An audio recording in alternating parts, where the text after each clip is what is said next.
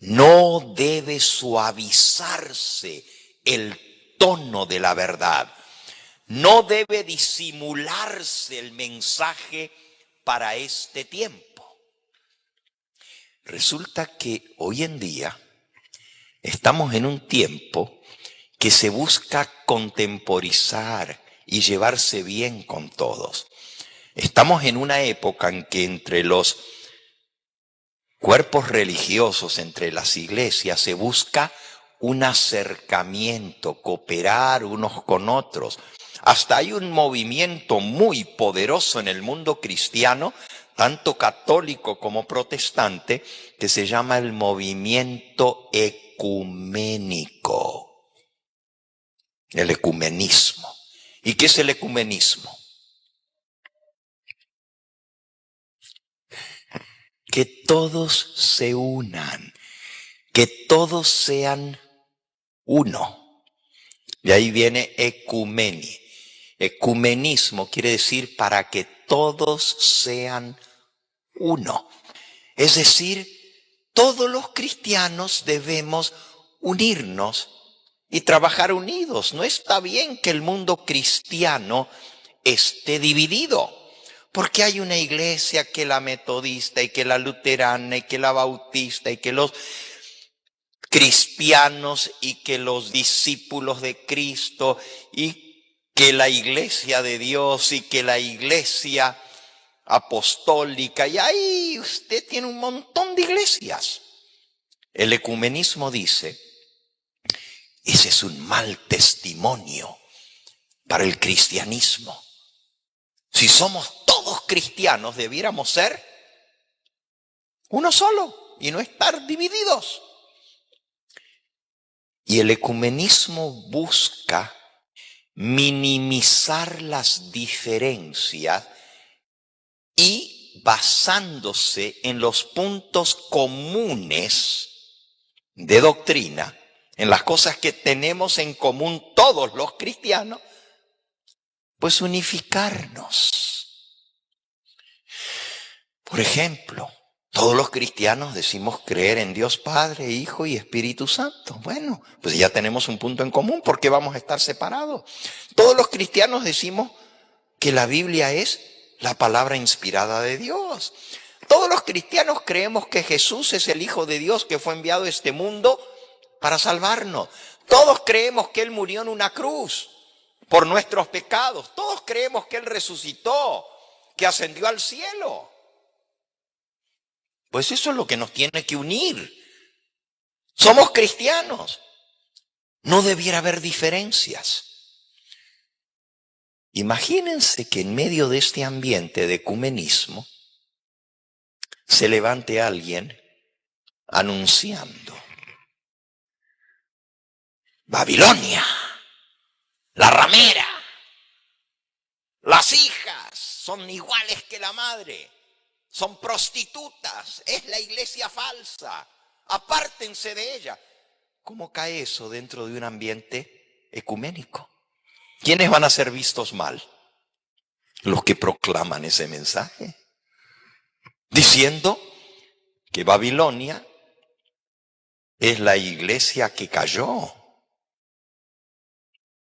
la iglesia madre. Vayan a Apocalipsis, capítulo 17. Y recuerden que el mensaje del segundo ángel que ya leímos dice: ha caído Babilonia, la gran ciudad. Ha caído. ¿Por qué? Porque ha dado beber a todas las naciones del vino del furor de su fornicación. Y en Apocalipsis capítulo 17 dice, versículo 1, vino entonces uno de los 7 ángeles que tenían las 7 copas y habló conmigo diciéndome: ven acá, te mostraré la condenación, la sentencia contra la gran ramera.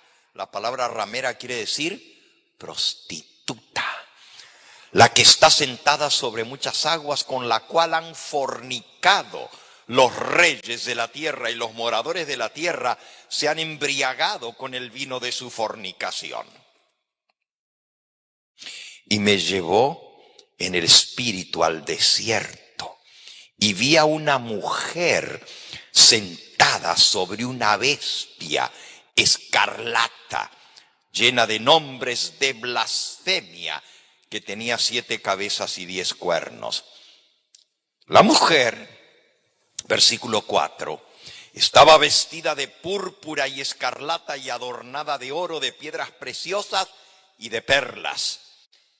Y tenía en la mano un cáliz de oro, lleno de abominaciones y de la inmundicia de su fornicación. Y en su frente un nombre escrito, un misterio: Babilonia, la grande, la madre de las rameras y de las abominaciones de la tierra. Y vi a la mujer ebria, borracha de la sangre de los santos y de la sangre de los mártires de Jesús. Y cuando la vi, quedé asombrado con gran asombro. Y el ángel me dijo: ¿por qué te asombras? Yo te diré el misterio de la mujer y de la bestia que la trae, la cual tiene las 7 cabezas y los 10 cuernos. Ahora aquí el ángel le explica a Juan que Babilonia es una mujer que está sentada sobre una bestia. Por eso el mensaje del segundo ángel dice: ha caído Babilonia. Y el mensaje del tercer ángel dice: si alguno adora a la bestia y a su imagen. Y si ese es el mensaje que Dios dio al pueblo adventista para proclamar a toda nación, tribu, lengua y pueblo, ¿qué problema? Porque ahora tenemos que desenmascarar a la madre y a las hijas. Vean qué duro. Tenemos que decir quién es Babilonia, quiénes son sus hijas, que son iguales que la madre, ramera, porque han apostatado, han fornicado. Entonces hay que ir a la Biblia a explicar lo que es la fornicación. ¿Y a qué se refiere? Hoy mi tema no es el mensaje del segundo ángel, ese vamos a comenzar recién el sábado que viene con Babilonia. ¿Y quién es Babilonia? Pero solo les estoy mostrando cómo este mensaje que tiene que ser dado al mundo es un mensaje que separa.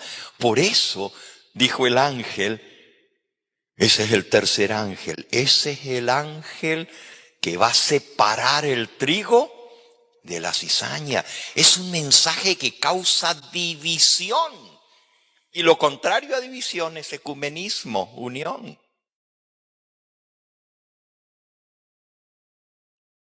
¿Por qué creen ustedes que este mensaje no es popular? Y muchos de los que lo escuchan dicen: no escuchen al loco ese que habla por la televisión. Porque es un mensaje duro. Y es un mensaje cortante.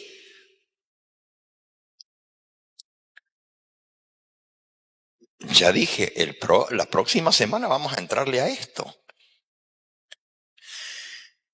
Pero todos ustedes saben quién es la madre, ¿verdad? Esa mujer, ¿quién es? La iglesia grande. Y por más que sea ramera, a nadie le gusta que le digan: tu madre es una ramera, una prostituta. Aunque sea verdad, es como decirle a un ser humano: tú eres un hijo de de prostituta. Porque si tu mamá es una una prostituta, pues tú eres un hijo de ¡ay, ay, ay! ¿Se imaginan? Está muy fuerte. Es demasiado fuerte, demasiado duro. Pero está en la Biblia. Y es el mensaje que tiene que ser dado al mundo para que la gente despierte y se dé cuenta cómo lo han engañado. Si tú encuentras que alguien te ha estado engañando toda la vida, si eres cristiano no vas a decir eso. Pero si no eres cristiano vas a decir, tú eres un hijo de perra. Mira lo que me has estado haciendo engañándome toda la vida. ¿Comprendes? Entonces es un mensaje cortante, es un mensaje que divide. Y aquí dice que el diablo ha creado un estado de cosas para parar la proclamación de este mensaje, que no se dé.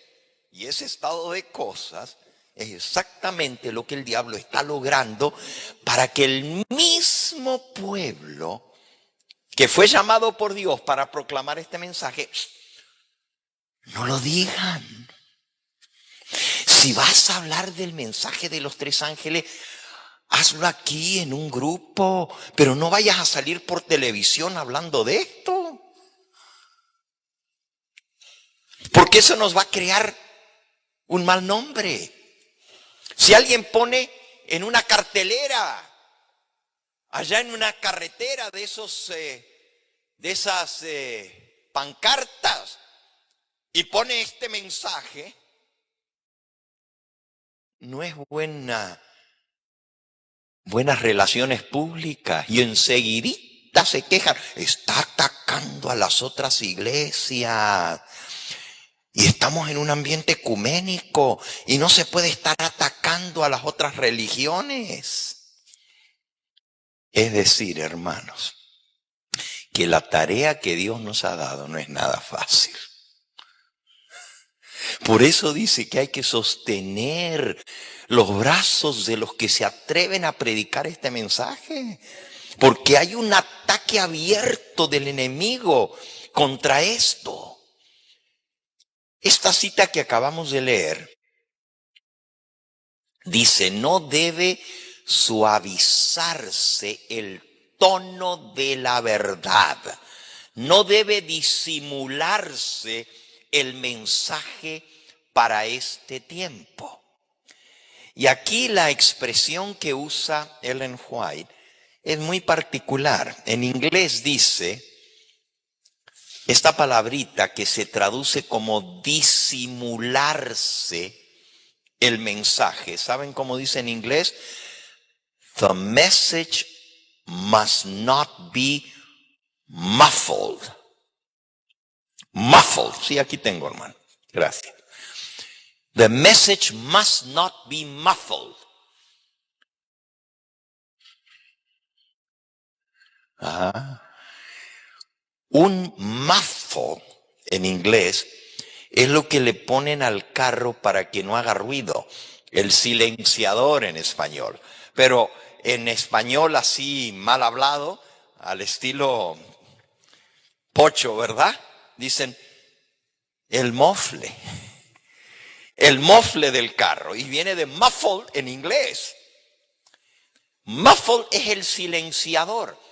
Pero la mensajera del Señor dice, este mensaje de los tres ángeles no se le puede poner un silenciador. No se le puede poner un muffle. ¿Para qué se le pone un muffle a un carro? ¿Para qué? Para que no haga ruido.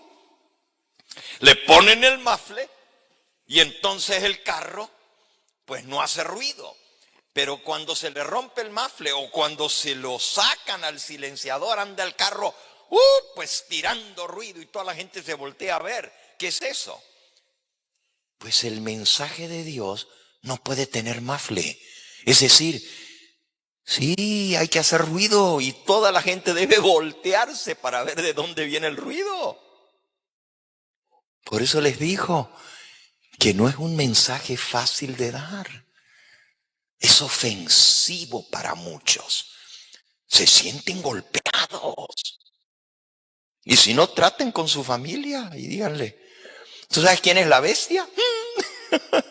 A ver qué pasa si se lo dicen así abiertamente.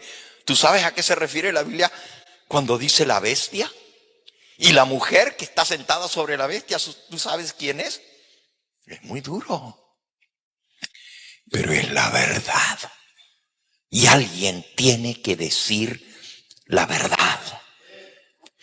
Por eso Apocalipsis 14, el versículo 9 dice, el tercer ángel los siguió diciendo a gran voz.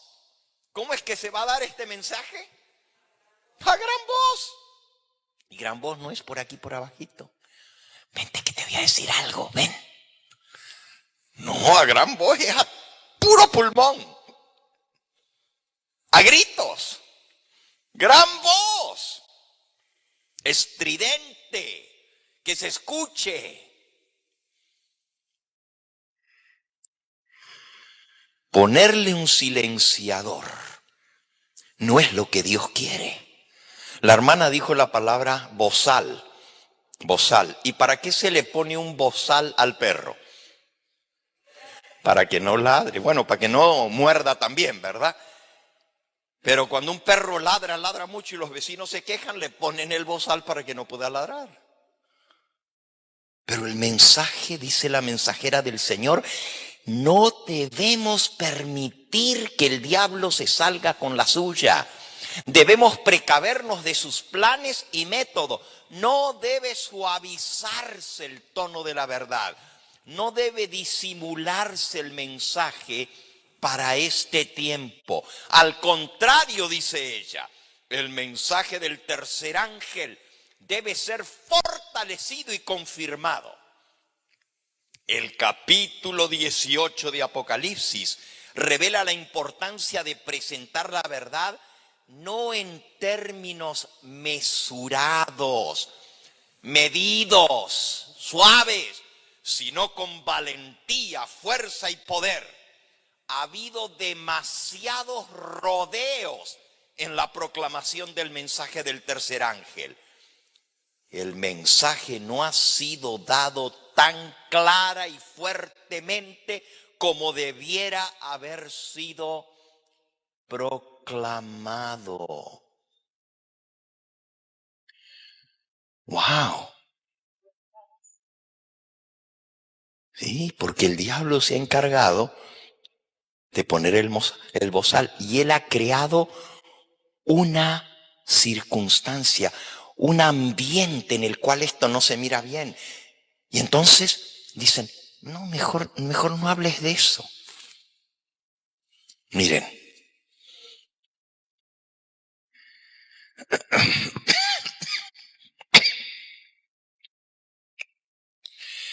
yo les voy a contar una experiencia personal. Pero antes de contarle esto que me pasó a mí, con respecto a no predicar el mensaje, que no lo predique, les voy a leer esta cita. Bajo el título Expresiones de los que no predican el mensaje del tercer ángel, dice así: la verdad presente, eso está en manuscrito 33 de 1897. Dice, la verdad presente, el mensaje especial dado a nuestro mundo para este tiempo, el mensaje del tercer ángel que abarca los primeros dos, debe ser proclamado ahora como nunca antes. No hay excusa para el que diga, yo no quiero saber nada de andar predicando estos mensajes especiales. Yo solamente predicaré a Cristo. No hay excusa para eso. Termina diciendo la cita, nadie puede predicar a Cristo y presentar la verdad tal cual es en Jesús, a menos que presente las verdades que deben ser traídas ante el pueblo en el momento presente, cuando desarrollos de tal magnitud están sucediendo en el mundo. Miren lo que está pasando en el mundo. No se puede entonces callar la verdad. Es el mensaje de los tres ángeles, el que debe ser dado en esta tierra ahora, y no hay excusa alguna para no proclamarlo. No hay excusa para el que diga, yo no quiero saber nada de estos mensajes, solamente predicaré a Cristo. ¿Y cómo voy a predicar solo a Cristo si Cristo fue el que dio estos mensajes? Y si yo no los quiero proclamar es mentira, no estoy predicando el mensaje de Cristo. Estoy predicando lo que yo quiero y no lo que Dios me dio para predicar.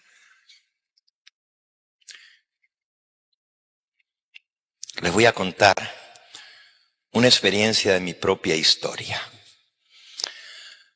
Muchos de ustedes no saben que yo fui pastor de la Iglesia Adventista de la organización por 34 años. Toda mi vida. Pastor de la conferencia.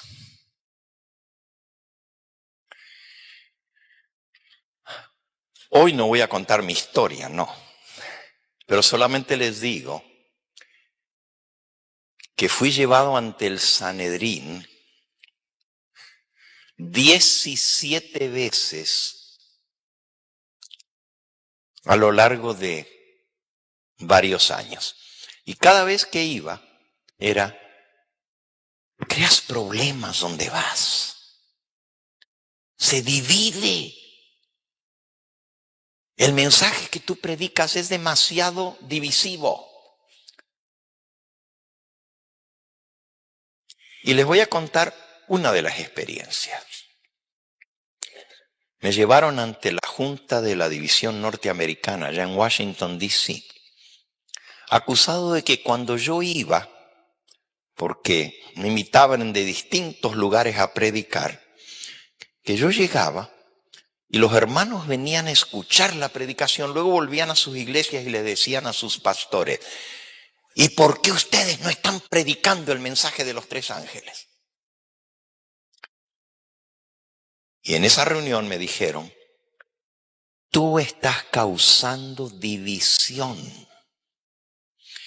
Llegas a un lugar y los hermanos comienzan a acusar al pastor de que está mal. Es que tú atacas a los pastores. Yo dije, pero hermanos, ¿cómo voy a atacar a los pastores si lo único que yo hago es predicar el mensaje de los tres ángeles? Sí, pero los hermanos vuelven de tus reuniones que te escuchan diciendo, ¿y por qué los demás pastores no están predicando eso? Pero ese no es mi problema, ese es el problema de ellos que no lo predican. ¿Por qué tengo la culpa yo? No, tú tienes que suavizar tu mensaje, así mismo. Miren, en esa reunión mi esposa me acompañó, pero en ese momento yo estaba estudiando en la Universidad de Andrews, hace años atrás. Todavía era pastor de la organización. Y mientras estaba estudiando, tenía mi membresía en la Iglesia Adventista de la Iglesia Hispana de donde estaba la Universidad de Andrews. El pastor de esa iglesia era mi pastor porque yo era miembro de esa iglesia, porque estaba estudiando, no tenía una iglesia a mi cargo. Pero me invitaban a predicar de todas las iglesias. Y yo iba a predicar, a tener campañas. El pastor de mi iglesia lo invitaron para que fuera a esa reunión a donde se iba a tratar mi caso de por qué yo creaba división en la iglesia adventista. ¿Por qué yo dividía? Y me recuerdo, y mi esposa estuvo presente allí y ella les puede contar la historia. Ese pastor que iba más bien como para dar testimonio de mí, porque era mi pastor, ¿verdad? Para decir quién yo era y que me conocía, dijo delante de toda la reunión de los pastores, ante la Junta de la División, Yo ya le he dicho al pastor Gambetta que deje hablar tanto de la bestia y de la ramera y de Babilonia y de las hijas de la ramera y que predique a Cristo. Si predica a Cristo no va a tener problema. Era mi pastor y me estaba diciendo eso delante de toda la junta de la división. Y les voy a mostrar cómo hizo. Desgraciadamente no puedo hablar sin el micrófono, pero me van a tener que escuchar sin el micrófono. Hizo así las manos. Desde el principio hasta el final. Predica a Cristo. Predica a Cristo. Y le hizo así con los dedos. No te salgas de eso. Porque son tus mensajes los que causan revolución. Son tus mensajes los que dividen. Pero si tú predicas a Cristo, no vas a tener problemas. Yo tuve que contestarle, no son mis mensajes. Son los mensajes que Dios dio para que diéramos. Sí, eso es cierto, pero aún no ha llegado el momento de estar atacando. Eso que les cuento le pasó a este servidor. Y justamente me recomendaron que le bajara el tono al mensaje. Que no fuera tan directo. No necesitas estar causando revolución donde vas.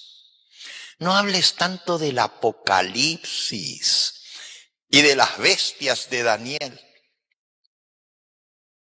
Mejor predica el Evangelio. Lo que Cristo hizo por nosotros en la cruz del Calvario. Eso es lo importante. Mi respuesta fue, ¿cómo puedo predicar el Evangelio sin predicar la revelación que Jesús dio en el libro que se llama La Revelación de Jesucristo? El Apocalipsis se llama La Revelación de Jesucristo. Y si Él reveló ese mensaje, ¿cómo yo puedo predicar de Cristo y no predicar lo que Él dice que tiene que ser proclamado a voz en cuello? No puedo. Tengo que predicar lo que Jesús dice que tenemos que predicar. Y el pastor me responde, Pastor Gambetta, es mi humilde consejo. Deje de estar predicando tanto de profecía y predique el Evangelio. Duro, duro.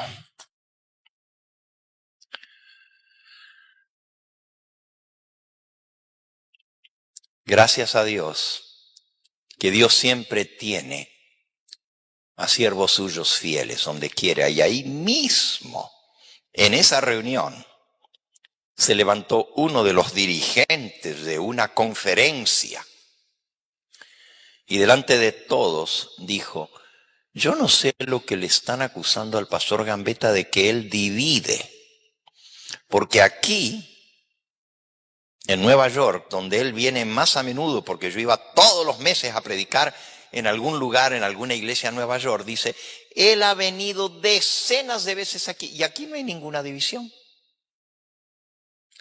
Y le dijo al que había dicho que yo dividía, dice, yo pienso que la división, le dijo él, viene de que ustedes atacan y no quieren ese mensaje. Y como él lo anda predicando, Ustedes se rebelan contra el mensajero, pero el mensaje es de Dios y no lo podemos negar. Ahí mismo se levantó. Yo no tuve ya ni que defenderme porque se levantó quien me defendiera en el nombre del Señor. Ese pastor ya murió, pero él dijo allí delante de todos los dirigentes, ¿saben por qué hay división en sus conferencias y hay discusión sobre Gambetta? Porque son ustedes los que causan la división. Ustedes no quieren que se predique el mensaje profético. Ustedes atacan ese mensaje y por ende al mensajero. Si el pastor Gambetta va y predica un mensaje de profecía, los hermanos vienen de vuelta contentos, pero entusiasmados. Y si alguno de ellos, en su celo, le dice al pastor, ¿y por qué usted no nos predica esto en nuestra iglesia? Eso dijo este pastor, les dijo a todos allí. Entonces, el pastor, celoso, porque le dicen, ¿y por qué usted no predica? Va con la queja a la asociación. Y entonces, los dirigentes dicen, sí, ya ven, está causando problemas. Los hermanos están hablando en contra de su pastor que no predica lo que tiene que predicar. Bueno, hermanos, yo no estoy aquí para defenderles, estoy contando una historia de hace muchos años atrás. Eventualmente eso terminó con que este servidor ya no está trabajando en la organización, porque Dios me dio la libertad de poder hablar libremente el mensaje que Dios quiere que se proclame, sin que nadie me tenga que decir lo que tengo que predicar, sino solamente Dios en su palabra. Solo les cuento esa historia no para ponerme yo como ejemplo, al contrario. Tengo mucho que mejorar en mi vida, pero una cosa les puedo decir. Prefiero morir antes que dejar de proclamar este mensaje. No tiene razón de existir la iglesia adventista si no proclamamos este mensaje. Para eso nos levantó Dios como pueblo. Esa fue la misión que nos dio. Y dijo, nada debe desviarnos de proclamar este mensaje. También la mensajera del Señor escribió, y se los acabo de decir, los que no quieren predicar el mensaje de los tres ángeles dicen, yo predico a Cristo. Como que el mensaje de los tres ángeles no es el mensaje de Cristo. Y Elena de White dicen, no se puede predicar a Cristo si no proclamamos el mensaje de los tres ángeles, porque ese es el mensaje que Cristo dio para que sea dado en esta época de la historia del mundo. Ese es el mensaje que debe proclamarse. Entonces, el mensaje de los tres ángeles es muy importante y es el último. ¿Por qué? Porque después de eso Juan vio una nube blanca y en la nube venía el Hijo del Hombre a recoger la cosecha. ¿Por qué es tan importante este mensaje? Porque la mensajera del Señor dice, este es el mensaje que separa, es el mensaje que causa división. ¿Qué dijo el Señor Jesús? Búsquenlo, San Mateo, capítulo 10. Mateo, capítulo 10, versículo 34. No penséis que he venido para traer paz a la tierra. No he venido para traer paz, sino espada. Porque he venido a poner en disensión al hombre contra su padre, a la hija contra su madre, a la nuera contra su suegra. Y los enemigos del hombre serán los de su propia casa. El mensaje de Cristo trae disensión. El mensaje de Cristo trae división. Y Cristo dice: a eso yo vine, a causar división. Entonces no nos sorprendamos si el mensaje que Dios nos ha dado nos hace que no seamos populares, que no seamos monedita de oro para caerle bien a todos. Dios nos llamó a dar este mensaje. Y si estos callaren, dijo Cristo, las piedras clamarán. Dios no me necesita a mí, yo necesito a Dios. Y si yo no proclamo el mensaje que Él me da, Él se va a buscar otro que lo haga. Pero ay de mí si no proclamo este mensaje. Ay de mí si no soy fiel al llamado que Dios me ha dado. Y esto va no solo para mí, va para ti también y para ti, cada uno de nosotros. A esto nos ha llamado Dios. Y aunque el mensaje sea duro, difícil y nada popular, lo tenemos que dar. Y les digo algo más. Este es el mensaje que despierta las conciencias de la gente. Los que ven y escuchan por televisión dicen: a mí nunca me hablaron estas cosas, a mí nunca me dijeron eso, yo no sabía estas cosas. Qué bueno que ahora me abrieron los ojos. Dios sabe cuál es el mensaje que va a despertar las conciencias en este tiempo. El mensaje suave, el mensaje que predican todos, por más bonito y hermoso que sea, no es el mensaje que sacude.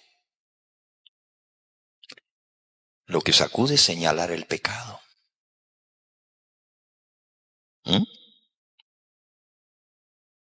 Lo que hizo Natán con el rey David: tú eres el hombre, tú eres ese hombre.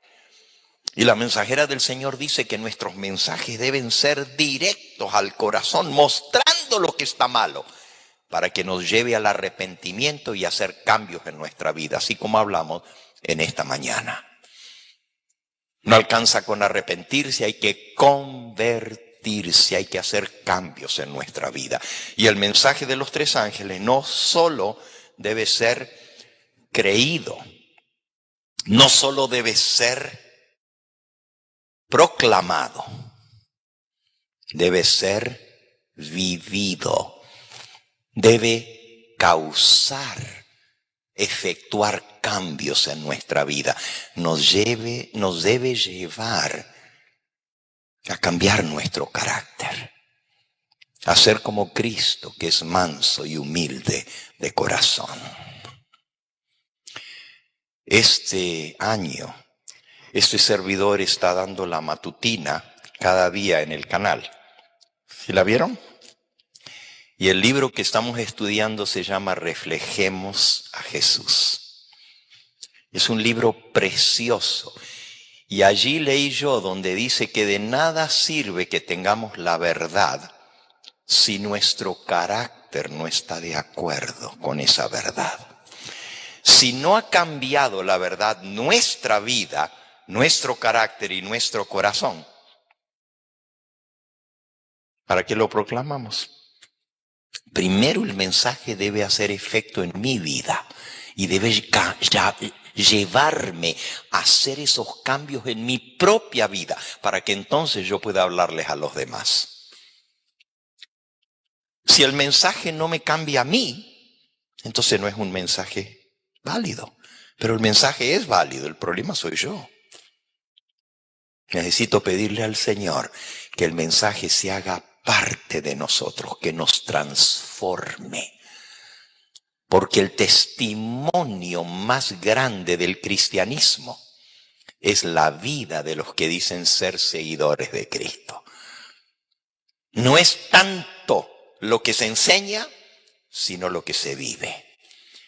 Y si nuestra vida está en armonía con el mensaje, entonces el poder del mensaje va a crecer y se va a hacer en voz alta.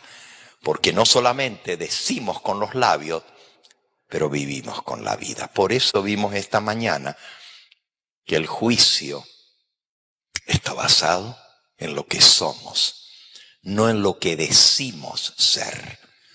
Y el mundo cristiano cree que con decir yo creo en Cristo ya estuvo.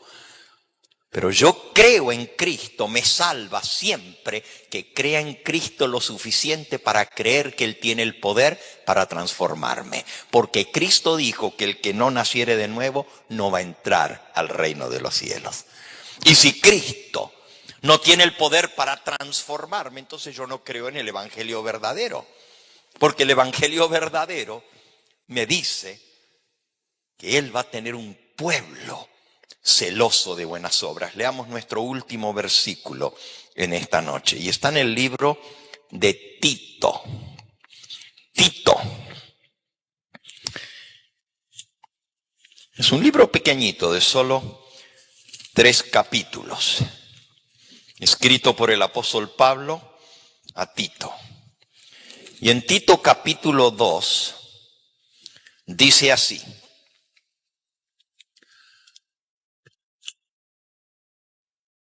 Versículo 11. Porque la gracia de Dios se ha manifestado para salvación a todos los hombres. ¿Cómo somos salvos? Por gracia.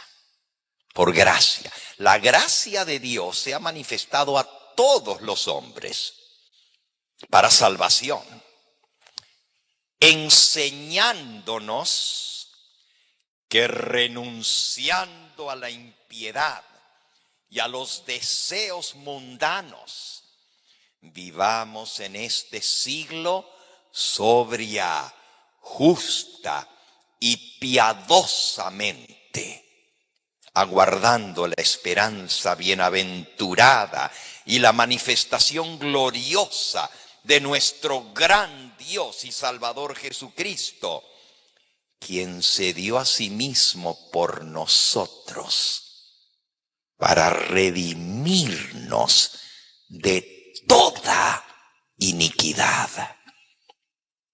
¿Para qué Cristo murió? ¿Para qué se entregó? Para redimirnos de toda iniquidad y purificar para sí un pueblo propio, celoso de buenas obras. Ese es el propósito por el cual Cristo vino a este mundo, para limpiarnos, redimirnos de toda iniquidad y purificar para sí un pueblo propio suyo, celoso de buenas obras. Que el estudio del mensaje de los pilares de la fe adventista no solamente nos convenza, sino que nos convierta. Que pueda lograr cambios en nuestra vida. Eso es lo que el Señor anhela. Vamos a ponernos en pie, hermanos.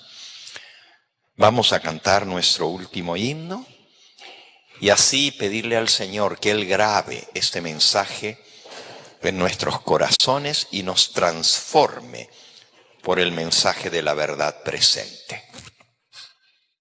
Himno número 169. Cuando suene la trompeta. Les quiero decir, hermanos, que el próximo sábado, mientras buscan el himno, por la tarde vamos a estar recibiendo las instrucciones para todos los que van a servir al Señor en este año en la iglesia. Y vamos a ir a la iglesia de Fullerton a recibir la instrucción de todos los que tengan cargos. La dirección de la iglesia de Fullerton, si gustan anotarla, es 2341 West Orange Thorpe. Repito, 2341 West Orange, como naranja, Orange, Thorpe Avenue en la ciudad de Fullerton. Lo busqué en mi celular, en el GPS, y de aquí, de donde estamos en este lugar, toma 25 minutos llegar allí. El sábado que viene no vamos a tener culto por la tarde aquí. Va a ser el culto allá. Vamos a tener el Congreso del Evangelio Eterno y sí, el pastor Gambetta va a predicar, pero va a predicar allá. Todos ustedes están cordialmente invitados. Cantemos ahora el himno. En las páginas sagradas de la historia de la salvación, nos encontramos con momentos en los que el cielo se abre para revelar el propósito oculto desde la fundación del mundo. Imaginemos por un momento la escena de los profetas de la antigüedad, hombres que, a pesar de sus flaquezas, fueron llamados a ser los portavoces de lo eterno en medio de la fugacidad del tiempo. Ellos no hablaban por impulso propio, sino que eran movidos por el Espíritu Santo, aquel que escudriña las profundidades de Dios y las comunica al corazón humano con una urgencia que no admite indiferencia. La Biblia, desde sus albores en el Génesis hasta la visión apocalíptica del Apocalipsis, no es simplemente un compendio de leyes o un registro cronológico de eventos, es, en su esencia más pura, el testimonio viviente de un Dios que busca incesantemente rescatar a su creación del abismo del pecado. Este hilo conductor de redención, que atraviesa los siglos, cobra una relevancia particular en nuestro tiempo, un periodo que la profecía bíblica describe con sombras densas pero iluminado por una luz singular. Al estudiar las Escrituras, nos damos cuenta de que el mensaje no fue cerrado con el último versículo del canon, sino que su aplicación y su luz se intensifican conforme nos acercamos al encuentro final con el Cordero. Es aquí donde la figura de la mensajera del Señor, Elena de White, se convierte en un faro indispensable. Ella misma, humilde en su origen pero elevada en su llamado, testificó incansablemente que sus escritos no venían de sabiduría humana, sino que eran una luz menor destinada a guiarnos hacia la luz mayor, la palabra inspirada de Dios. Al leer sus páginas, en obras como La verdad presente para el mundo hoy, percibimos el peso de una responsabilidad que es, simultáneamente, un privilegio asombroso. La verdad presente no es una novedad que contradiga al pasado, es, más bien, la adaptación de los principios eternos a las crisis específicas de nuestra generación. ¿Por qué debemos predicarla? Porque el mundo, sumido en una confusión de voces y filosofías fragmentadas, tiene sed de una certeza que no dependa de las arenas movedizas de la opinión humana, sino de la roca firme del testimonio divino. Conocer esta verdad es entender el mecanismo de la gran controversia entre el bien y el mal, un conflicto que no es una abstracción teológica, sino una realidad que se desarrolla en los rincones más profundos de nuestra vida cotidiana, en nuestras decisiones, en nuestros hogares y en nuestra relación con el prójimo. El fundamento de este mensaje es, sin lugar a dudas, Jesucristo y su justicia. Cualquier intento de interpretar la profecía o de proclamar un mensaje final que no tenga como centro la cruz del Calvario, está destinado a desmoronarse bajo el peso de su propia inconsistencia. Elena de White nos recuerda constantemente que la justificación por la fe es el mensaje que el mundo necesita desesperadamente escuchar. No es una doctrina seca para ser guardada en estantes polvorientos, sino una experiencia vibrante de transformación que capacita al creyente para mantenerse en pie en un tiempo de prueba inminente. La autoridad de estas revelaciones no descansa en la sagacidad intelectual de la mensajera, sino en la fidelidad con la que reflejó la voluntad del Maestro, aquel que prometió estar con nosotros hasta el fin del mundo. Al contemplar la estructura de este llamado, comenzamos a comprender que no somos espectadores pasivos de la historia, sino participantes activos de un desenlace que tiene implicaciones eternas para el destino de las almas. Al profundizar en los cimientos de esta verdad, debemos considerar el carácter inmutable de la ley de Dios como el espejo del amor divino. En la segunda carta a los Corintios, capítulo 3, versículo 18, se nos invita a contemplar la gloria del Señor a cara descubierta para ser transformados a su misma imagen. Esta transformación no ocurre en el vacío, sucede cuando el creyente se coloca bajo el amparo de la luz profética que Dios ha provisto para estos días postreros. Elena de White, en sus escritos, enfatiza una y otra vez que la ley moral, resumida en el Decálogo, es el fundamento de nuestro compromiso con el cielo. No es un yugo de esclavitud, como algunos pretenden sugerir en su falta de entendimiento, sino el marco mismo en el que se desarrolla la verdadera libertad cristiana. La mensajera del Señor nos enseña que el espíritu de profecía actúa como un intérprete confiable de esta ley, ayudándonos a ver más allá de la letra fría para comprender el corazón del legislador. Es imperativo reconocer que vivimos en una época donde el relativismo moral intenta erosionar los cimientos de la fe. Ante este panorama, el mensaje adventista se levanta con una claridad inconfundible, recordándonos que el séptimo día, el sábado, es el monumento conmemorativo de la creación y la señal de nuestra lealtad al único Dios verdadero. Elena de White subraya con elocuencia que este día de reposo no es meramente una institución judía olvidada por la gracia, sino un regalo perpetuo para toda la humanidad, una cita semanal de amor entre el Creador y su pueblo. La verdad presente para el mundo hoy incluye, forzosamente, el llamado a restaurar el honor de este día, que representa nuestra aceptación del poder creativo de Dios y nuestra dependencia absoluta de su gracia. Al predicar este mensaje, no estamos promoviendo un legalismo vacío, sino una adoración profunda que reconoce la soberanía de aquel que dijo, «Yo soy el camino, la verdad y la vida». Consideremos la naturaleza del espíritu de profecía en relación con las Escrituras. Muchas veces, el enemigo de las almas ha intentado desvirtuar esta provisión divina, sugiriendo que la mensajera del Señor buscaba añadir contenido al canon bíblico. Nada podría estar más alejado de la realidad, tal como ella misma lo testificó en sus libros. La luz menor fue enviada por el mismo Dios que inspiró a Moisés, a Isaías y a Juan el apóstol, con el propósito específico de dirigir nuestras miradas hacia la luz mayor, que es la Biblia. Si la Biblia es la brújula que nos orienta en el vasto mar de la historia, el espíritu de profecía es la luz del faro que nos señala los arrecifes invisibles y la entrada segura al puerto. Ignorar esta provisión es navegar por nuestra propia cuenta, exponiéndonos a las tormentas de la confusión doctrinal que caracterizan este tiempo del fin. Por tanto, nuestro deber como herederos de esta luz es conocerla profundamente. No basta con citar fragmentos fuera de contexto para validar una opinión personal, se requiere un estudio diligente, humilde y orante. La mensajera del Señor escribió miles de páginas de instrucción, consejo y reprensión, siempre con el objetivo de elevar el estándar del carácter cristiano. Cuando leemos sus relatos, percibimos la mano de un Padre Celestial que se preocupa hasta por los detalles más pequeños de nuestra vida. Ella nos invita a abandonar los hábitos que nublan nuestro entendimiento y a buscar una santidad que sea reflejo directo del carácter de Jesús. Esta es la verdad presente, un mensaje que nos llama a salir del desierto del pecado para entrar en la tierra prometida del carácter transformado, fundamentado en la roca de la Biblia y guiado por la voz profética que ha sido otorgada para consuelo y dirección de la Iglesia remanente. Es en este contexto de urgencia espiritual que debemos comprender la naturaleza de la batalla que se libra ante nuestros ojos.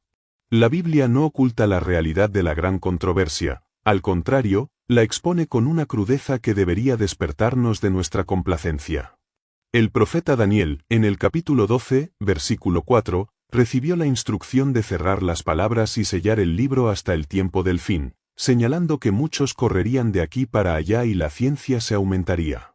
Elena de White, al desglosar estos pasajes, nos hace notar que el incremento del conocimiento técnico y científico en nuestro mundo no es casual, sino parte del escenario preparado para el despliegue final de los eventos proféticos.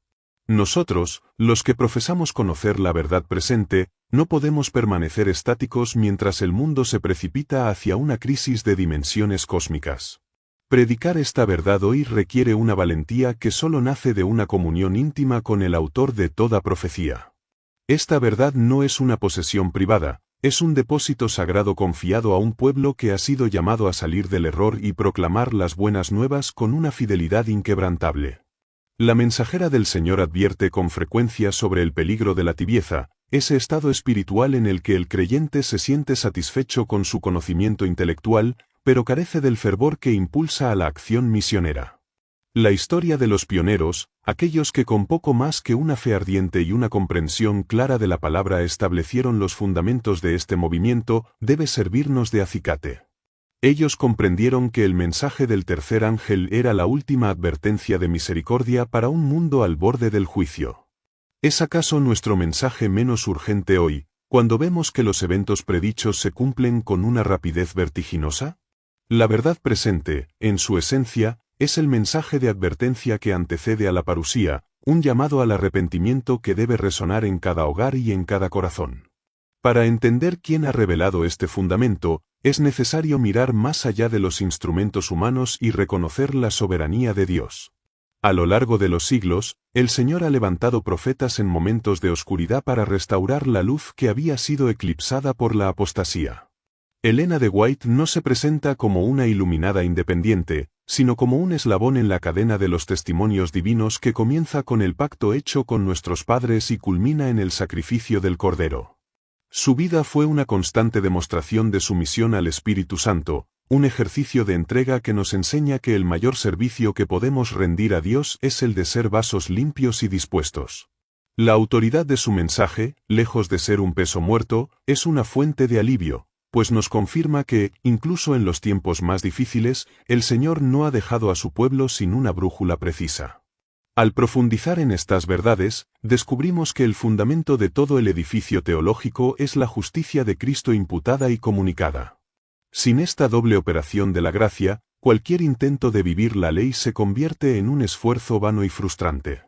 Elena de White insiste en que el carácter del creyente es el único tesoro que llevaremos al cielo, y que este carácter se forma en el crisol de la prueba, bajo la influencia constante del Espíritu. No estamos llamados a la perfección por nuestras propias fuerzas, sino a una entrega diaria que permita que la vida de Jesús sea reproducida en nosotros. Esta es la verdad central que debe impregnar cada sermón, cada estudio bíblico y cada conversación personal. Cuando el mundo nos pregunta por qué tenemos tanta esperanza en medio de tanto caos, nuestra respuesta debe ser la misma que la de los apóstoles: Jesucristo, nuestro Salvador, nuestra justicia y nuestro pronto Rey. Al avanzar en nuestra comprensión, debemos detenernos a reflexionar sobre la naturaleza del remanente. En el libro de Apocalipsis, capítulo 12, versículo 17, se describe a este grupo como aquellos que guardan los mandamientos de Dios y tienen el testimonio de Jesucristo. Este testimonio, según nos aclara la misma palabra en el capítulo 19, versículo 10, es el espíritu de profecía. Aquí encontramos una conexión vital. La verdad presente no es solo un conjunto de doctrinas, es una identidad profética. La mensajera del Señor, Elena de White, dedica gran parte de sus escritos a definir qué significa ser parte de este remanente en estos últimos días. No se trata de una cuestión de orgullo denominacional o de superioridad moral, sino de una vocación de servicio que implica ser los depositarios de una luz que debe alumbrar a todo el mundo antes del fin. Es una responsabilidad que nos obliga a vivir con una coherencia que el mundo rara vez observa, demostrando que la ley de Dios es, en efecto, la ley de la libertad y del amor. Cuando observamos la historia, desde los días en que el pueblo de Israel salía de Egipto bajo la guía de la columna de nube y de fuego, vemos un reflejo de lo que ocurre hoy. Dios siempre ha provisto guía para su pueblo, y hoy no es la excepción. Los escritos de la mensajera del Señor han sido probados por el tiempo, enfrentando la crítica y el escrutinio, y sin embargo, permanecen inamovibles, guiando a miles hacia la Biblia. Es fundamental entender que quien ha revelado esta verdad es el mismo Espíritu que impulsó a los profetas de antaño a escribir lo que vemos hoy en las Escrituras. Por tanto, despreciar la luz profética que Dios ha puesto en nuestro camino es, en esencia, despreciar la voz del mismo Dios que nos ha extendido un puente de misericordia en medio de la crisis final. La verdad presente para el mundo hoy es la luz que necesitamos para no tropezar en la oscuridad que envuelve a las naciones. Es aquí donde el concepto de la educación cobra un matiz nuevo y profundo. Elena de White enfatiza que la verdadera educación es el desarrollo armónico de las facultades físicas, mentales y espirituales. No se trata de acumular datos para el éxito mundano, sino de preparar el carácter para la eternidad. La verdad que predicamos debe ser comunicada con la misma calidez con la que el Maestro enseñaba a las multitudes en las laderas de Galilea. Cuando hablamos de por qué debemos predicarla, debemos reconocer que el mundo está sufriendo, está desesperado por encontrar respuestas ante la incertidumbre económica, la crisis moral y la angustia existencial. Nosotros poseemos la respuesta, la esperanza del pronto retorno de nuestro Salvador. Pero esta esperanza debe ser anunciada no como una teoría fría, sino como la realidad que puede transformar la vida de un hombre hoy, ahora mismo. Al meditar en el fundamento de este mensaje, nos volvemos inevitablemente a la cruz del Calvario. Todo el sistema de la verdad presente es una expansión de lo que ocurrió en aquel monte donde el cielo y la tierra se encontraron. El sacrificio de Jesús no fue un evento aislado, sino el momento en que se selló el destino de la rebelión y se aseguró nuestra redención. La mensajera del Señor nos exhorta a pasar una hora de reflexión contemplativa cada día, especialmente sobre los momentos finales de la vida de Jesús. ¿Por qué esta insistencia? Porque al contemplar su amor, nuestra fe se fortalece, nuestra visión se aclara y nuestra voluntad se alinea con la del Padre. Esta es la fuente de donde fluye nuestro poder para testificar. Sin esta experiencia, nuestras palabras no son más que ruido, pero con ella, se convierten en un llamado que puede cambiar el curso de la historia de una vida. Al prepararnos para el siguiente paso, debemos recordar que nuestro mensaje es, ante todo, un mensaje de amor sacrificial que reclama el corazón del hombre para Dios. La responsabilidad de proclamar esta verdad presente conlleva una carga de santidad que no podemos ignorar.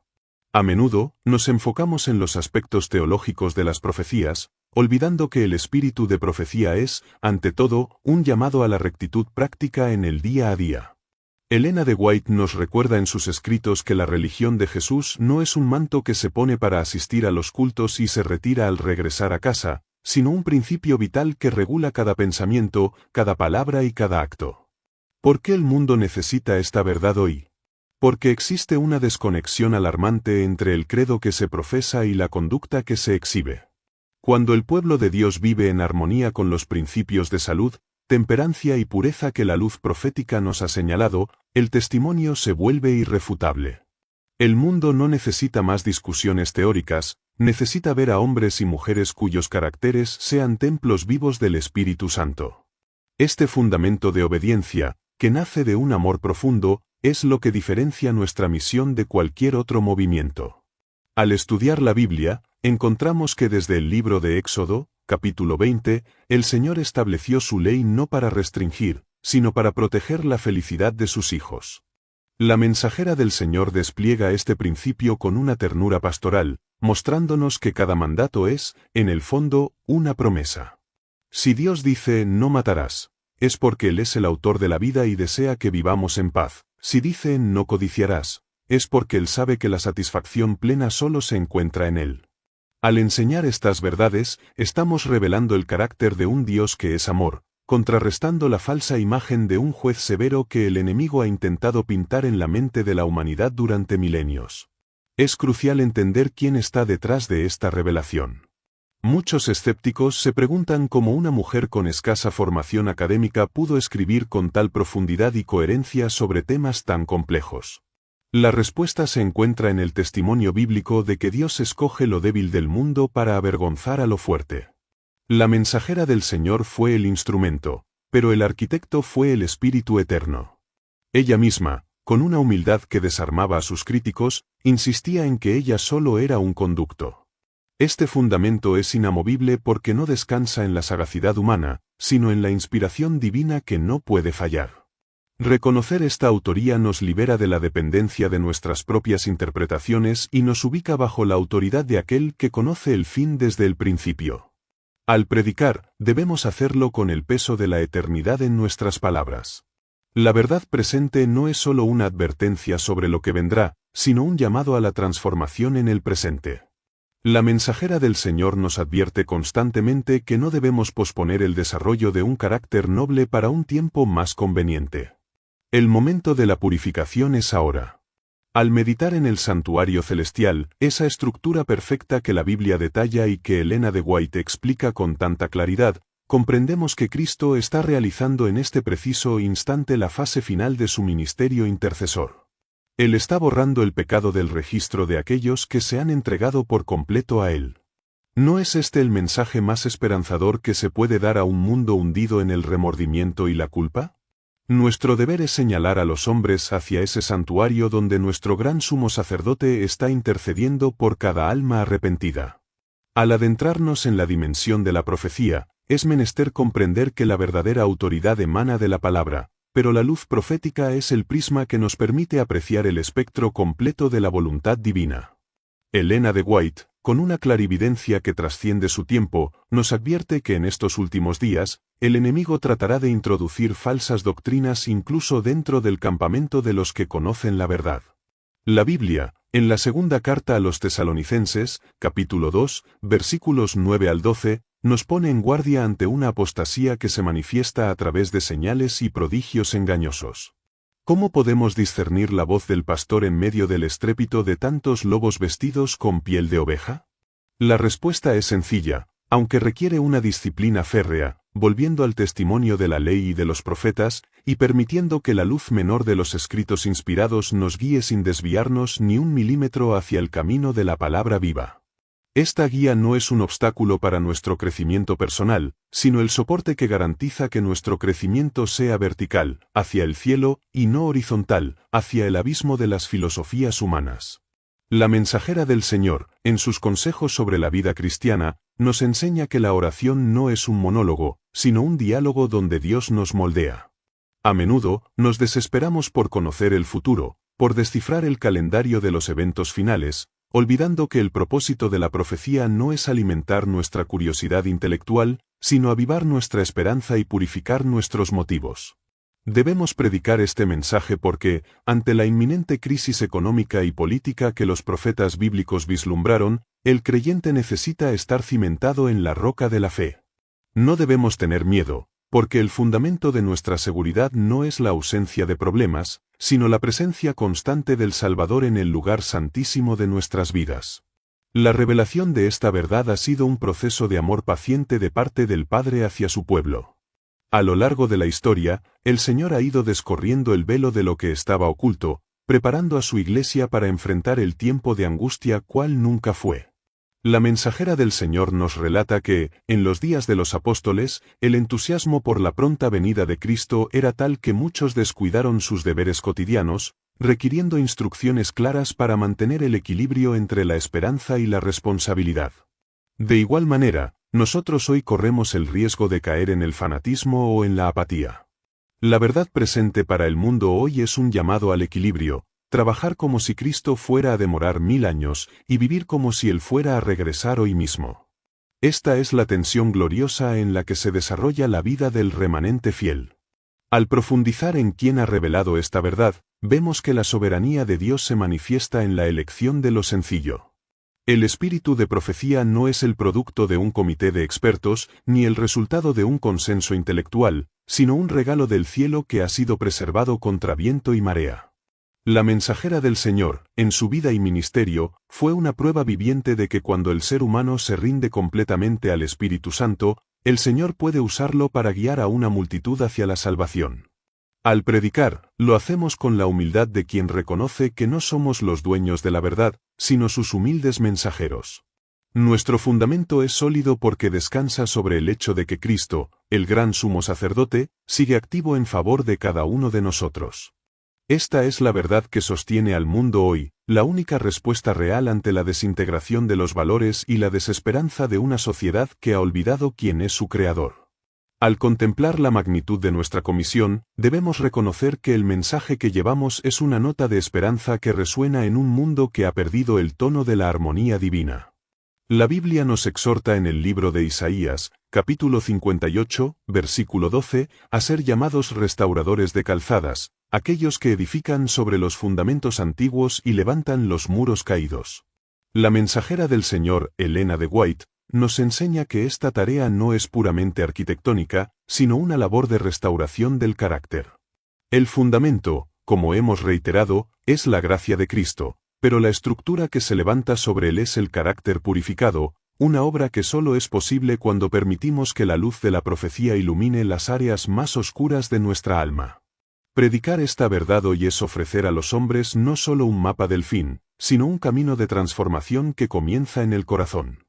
El espíritu de profecía, lejos de ser un peso muerto de reglas, funciona como el aire fresco que oxigena nuestra visión espiritual. En una sociedad que se asfixia en el materialismo, Elena de White nos invita a levantar la mirada hacia el santuario celestial, donde nuestro gran abogado no descansa.